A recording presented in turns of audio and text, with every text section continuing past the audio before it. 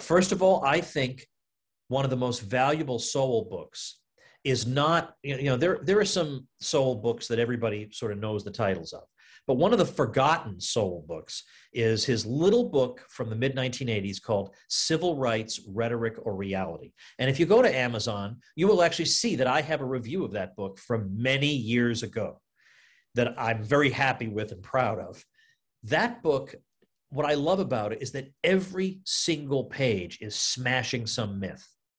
And so, for example, people think, well, discrimination causes poverty, or the differences in income or educational outcomes or whatever between all kinds of groups, not just racial ones, are caused or explainable by discrimination. And he says that is just such an easy, convenient comic book style argument, but it just doesn't hold.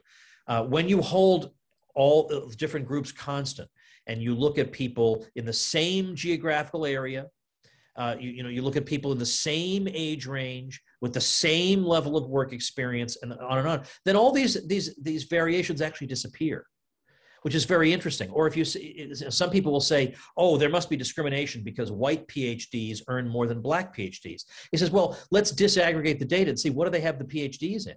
Because it turns out that Asian PhDs out-earn white PhDs because they have PhDs generally in things like engineering, whereas at least half of black PhDs are in education. And we all know that education is not a highly remunerative field. So in other words, he would look at the conventional wisdom, but under the microscope of data. He would look at these big aggregates and he would say, the answer to whether this is true or not comes from breaking it down and disaggregating it.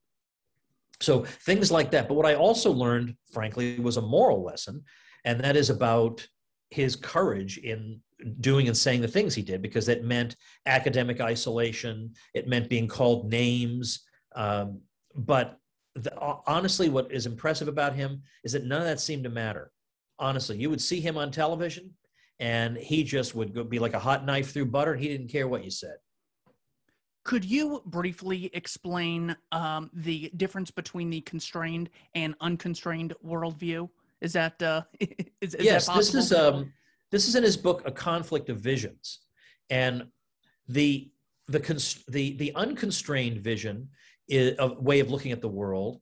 Is because I guess what he was trying to explain, although I don't think he quite put it this way, is why is it that people who think the economy can be planned and who think the minimum wage should be X dollars an hour, and who think we should be locked in our homes because of COVID, and who like all these sorts of disparate different things all seem to reside in the same mind.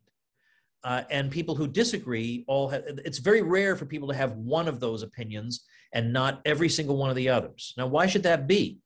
And what he decided was there are two primary visions that people might have of the world. The unconstrained vision is one in which, and I don't mean to caricature it, but if we can think it, we can create it. If we can dream it, it can be made to happen. That there's no sense of the tragic fallen aspect of human nature, that we can remake ourselves if we need to create the world that we want. We can use our brains to plan and create an economy of abundance and so on and on. Whereas the constrained vision is more pessimistic about what can be accomplished through reason and through planning and through human effort. That in fact, it's actually not possible to plan an economy for a variety of reasons. And our temptation is to think that because I plan my life, I can plan an economy. But these are entirely different. So he's saying that the constrained vision is one that understands that human nature is what it is and isn't going to be changed. And so we shouldn't try totalitarian programs to change it in order to bring about our amazing vision of what the world can be, because what instead we'll wind up doing is creating some horrific totalitarian nightmare and not exactly have a wonderful society to show for it. We'll break a lot of eggs, but we'll never get the omelet.